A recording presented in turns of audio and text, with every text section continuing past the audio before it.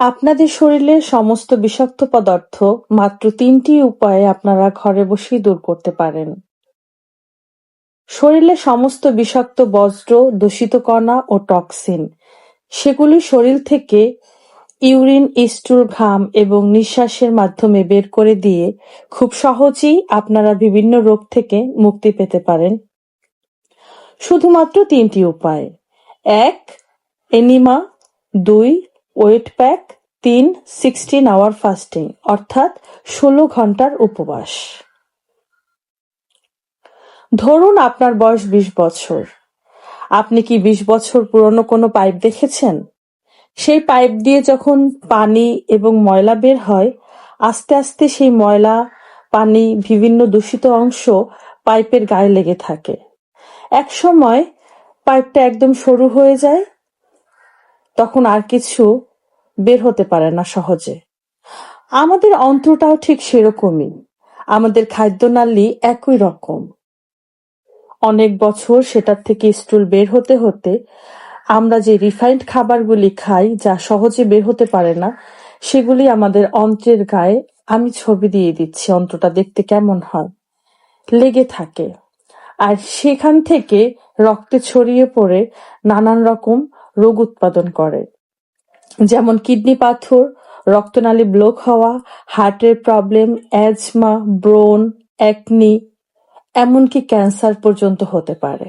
এনিমার মাধ্যমে আমরা এই অন্ত্র পরিষ্কার করে খুব সহজেই এই রোগ থেকে মুক্তি পেতে পারি।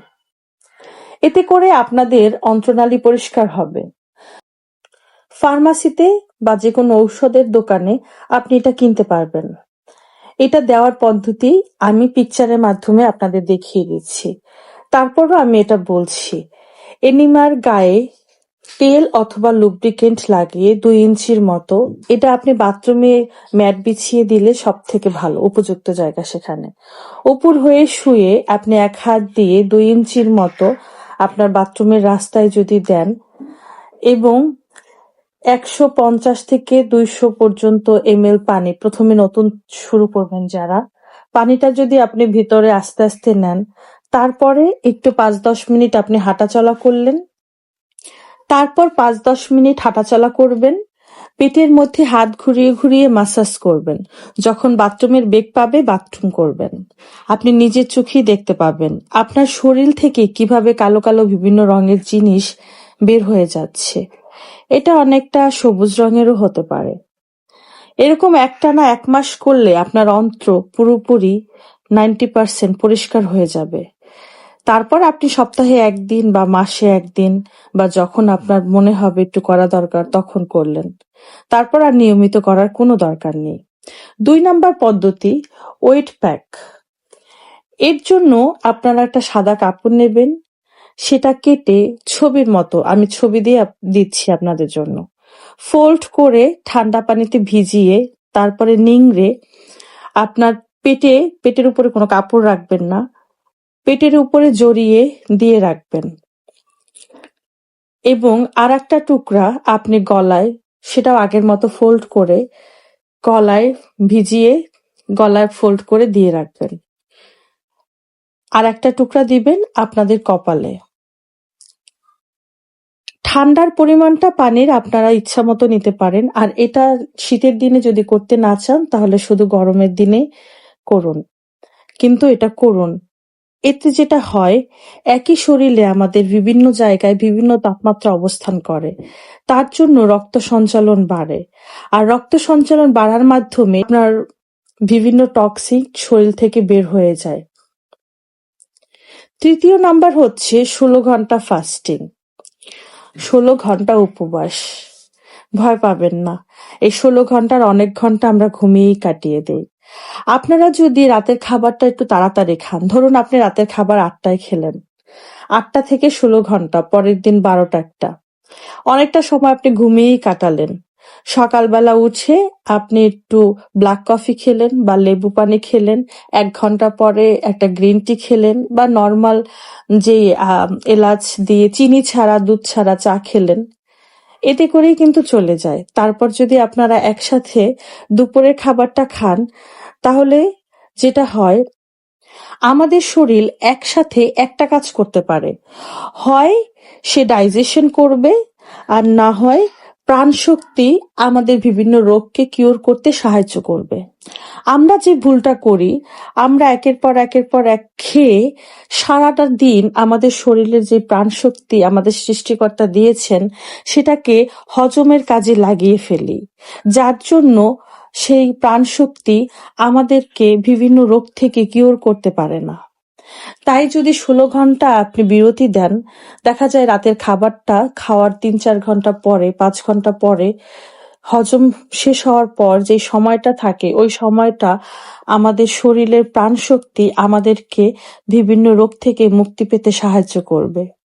একটা উদাহরণ দিই, যাদের পা ভেঙে যায়, হাড় ভেঙে যায়, হাত ভেঙে যায়, কোনো ঔষধ ছাড়াই শুধুমাত্র প্লাস্টার দিয়ে সেটাকে একটু বেঁধে দিলে সেইটাকে আরাম দেওয়ার পরে হাড় নিজের থেকেই প্রাকৃতিকভাবে জোড়া লেগে যায়।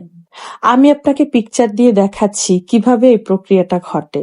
তাহলে একবার ভাবুন, আমাদের শরীর যদি নিজের থেকে হাড়টা জোড়া লাগিয়ে দিতে পারে, তাহলে কি সে পারে না কিডনি থেকে পাথরটা সরিয়ে দিতে, সিস্টগুলি আপনার জরায়ু থেকে সরিয়ে দিতে?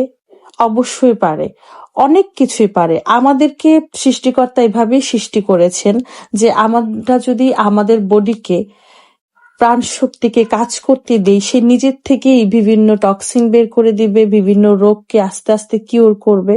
কিন্তু আমরা সেই সময়টা তাকে দেই না, যার কারণে সে এই কাজটা করতে পারে না।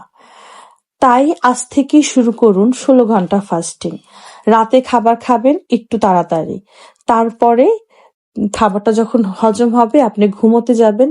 সারা রাত আপনার প্রাণশক্তি আপনার শরীরের মধ্যে আপনাকে সুস্থ রাখার কাজ করবে, বিভিন্ন রোগ থেকে আপনাকে কিওর করবে। একেবারে এনার্জি নিয়ে আপনি দুপুরবেলা বা 12টায় সকালে নাস্তা করুন। 1 মাস করে দেখুন, আপনার খুব ভালো লাগবে। আপনাদের যদি আমার ভিডিওটি ভালো লেগে থাকে তাহলে প্লিজ আমাকে সাবস্ক্রাইব করবেন।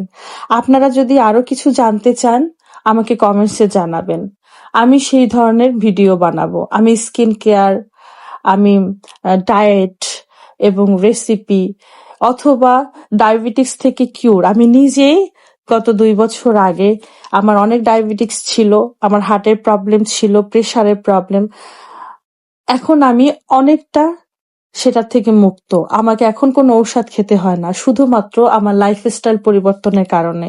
আমার ওজনও কমে গেছে, আমি বিভিন্ন রোগ থেকে কিওর হয়েছি, আমি মেন্টালি এখন অনেকটা সুস্থ, শুধুমাত্র আমার লাইফস্টাইলটা একটু পাল্টানোর জন্য। আপনারা যদি জানতে চান আমি সেটাও শেয়ার করব। আপনারা যদি আমি প্রত্যেকদিন কি খাই এবং কিভাবে নিজের হরমোন ব্যালেন্স করি সেটা জানতে চান, আমি সেটা শেয়ার করব। আপনারা প্লিজ সাবস্ক্রাইব করবেন, ফলো করবেন, কমেন্টস করবেন।